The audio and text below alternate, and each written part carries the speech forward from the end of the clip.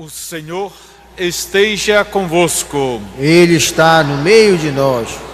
Proclamação do Evangelho de Jesus Cristo segundo Mateus. Glória a vós, Senhor. Naquele tempo, disse Jesus às multidões: Com quem vou comparar esta geração? São como crianças sentadas nas praças, que gritam para os colegas, dizendo: Tocamos flauta, e vós não dançastes. Entoamos lamentações, e vós não batestes do peito. Veio João, que não come nem bebe, e dizem: Ele está com um demônio. Veio o Filho do Homem, que come e bebe, e dizem: É um comilão, é um beberrão, amigo dos cobradores de impostos e de pecadores. Mas a sabedoria foi reconhecida com base em suas obras. Palavra da salvação. Glória a vós, Senhor.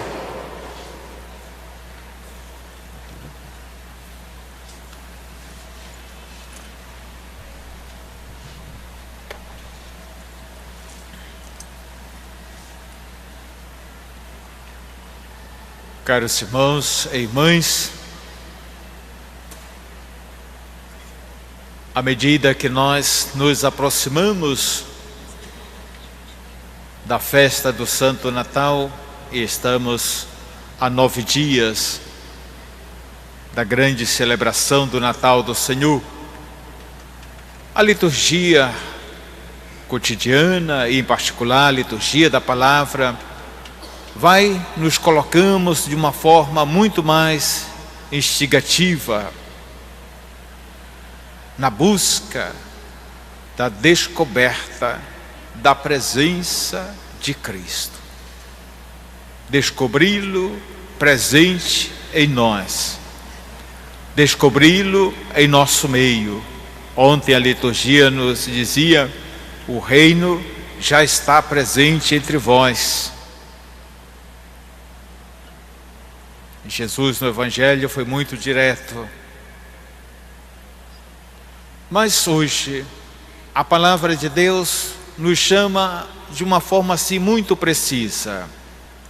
Se ontem nos dizia justamente de termos coragem, de confiarmos, termos confiança no Senhor, porque Ele nos toma pela mão e nos conduz pela mão, como um pai conduz o seu filho. Hoje está também o profeta a nos dizer e a nos recordar como um pai, recordar a capacidade da escuta, recordar a nós a atenção que precisamos ter da sua palavra, dos seus ensinamentos, dos mandamentos. Mas não é só recordar, não é só escutar. Precisamos passarmos da atitude da escuta, do ver e do falar às ações. Portanto, colocar em prática aquilo que nos é comunicado. É nossa experiência de filhos nas nossas famílias, quando nossos pais nos davam as orientações, ou ainda hoje os pais dão a orientação aos filhos,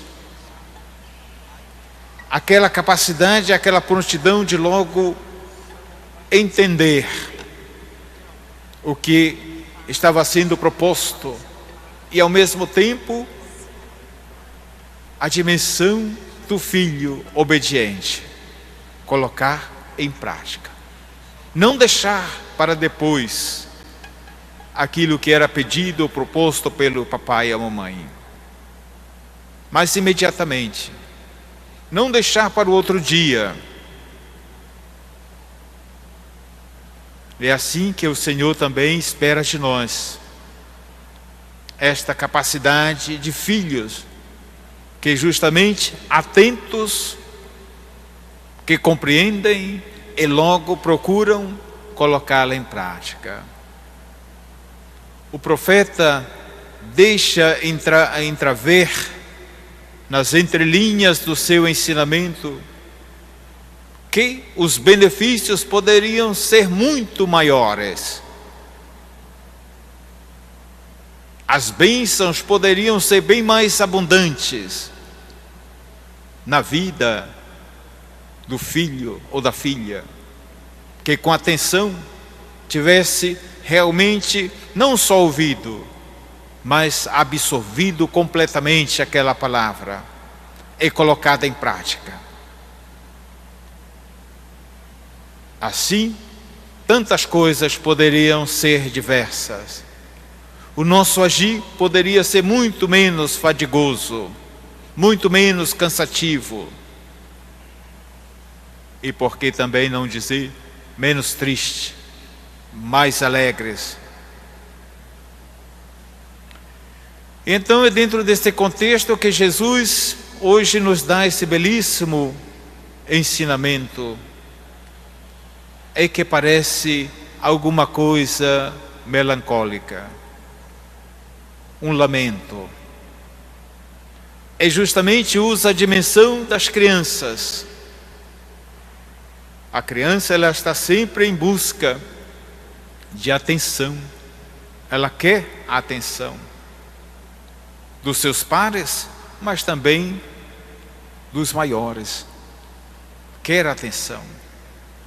Não é uma questão de chamar a atenção, mas ela torna-se e procura ser a centralidade. Nós tocamos, mas vocês não deram ouvido à nossa música, não dançaram, não se alegraram, ficaram indiferentes. Nós fizemos o lamento e, no entanto, ninguém ouviu o nosso lamento. Não teve nenhuma manifestação, qualquer que fosse o sentimento. Aí está uma dimensão de angústia, de tristeza, que Jesus próprio coloca na dimensão dos dois grupos do seu tempo. Aqueles que olhavam João Batista e aqueles que olhavam a Jesus. Eram todas pessoas, homens e mulheres, de caminhada religiosa, observante das regras, mas seguramente poucos praticantes. Uma coisa é observar as regras exteriores, outra coisa é aquilo que está dentro. E essa realidade que Jesus se dá conta. E então, é a figura de João Batista, que de um lado, o homem místico, ascético, aquele que faz penitência, aquele que luta realmente, tem uma vida austera, não se deixa convencer por nada e por ninguém da retidão do seu caminho e de aonde quer chegar. E ele era justamente a consciência, deveria preparar o caminho do Filho de Deus. E os adversários, que coisa diziam? Por tudo aquilo que ele era, por tudo aquilo que ele fazia, é um demônio. A Jesus, o Filho de Deus presente, que comia, bebia, então é um festeiro, dado a vida fácil. Gosta de estar com os pecadores, com os publicanos, cobradores de impostos, etc. A dizer: quem é este? Que referência tem para nós? Portanto, de um lado e de outro, João Batista e Jesus não encontram espaço na vida. Então, as crianças da praça. E Jesus justamente faz esta comparação. Aquela situação de angústia e de sofrimento. Mas por último, Jesus nos deixa algo para a nossa compreensão, para este tempo que estamos vivendo, para a nossa caminhada e para a nossa vida. E justamente ele conclui esse pequeno texto do Evangelho de hoje dizendo: mas a sabedoria foi reconhecida com base em suas obras. O que significa isto para nós? O discípulo de Cristo se conhece e se reconhece pelas suas obras, não pelas suas aparências, não pelo seu destaque, não pela sua força da palavra, do convencimento, não pelas tantas correrias, mas pelas obras. E quais são as obras? São tantas. Jesus, fazendo o seu caminho, ele estava atento a tantas situações, das realidades físicas das pessoas. A quem era surdo, abrir os ouvidos; a quem era cego, abrir os olhos; a quem era coxo, aleijado, de colocá-lo de pé. Mas não só, mas também era atento a quem estava assim, dobrado, ao quebrado, pela situação do pecado. Ele não hesitava em dizer: os teus pecados estão perdoados, vai e não torne mais a fazer o mal. Então, ele deixou aí para nós as trilhas, as dicas, próprio para que também nós possamos, na nossa caminhada e na nossa vida, se somos verdadeiros discípulos e discípulas de Jesus, de irmos naquelas fronteiras, naquelas margens aonde ninguém quer ir, onde irmãos estão abandonados, no sofrimento, na dor.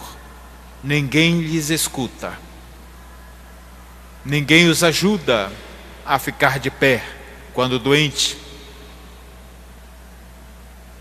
ninguém olha pelo processo educativo, são deixados à própria sorte. É quase uma aventura.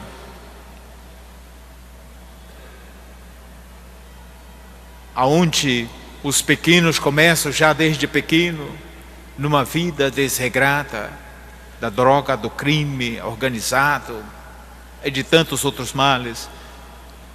É mais fácil apontar o dedo e dizer: está no mundo da droga, está no mundo da prostituição, está no mundo do crime organizado, está no mundo da ladruagem, está no mundo da bebida, e assim por diante. Os festeiros da vida. É muito mais fácil apontar o dedo: és um festeiro.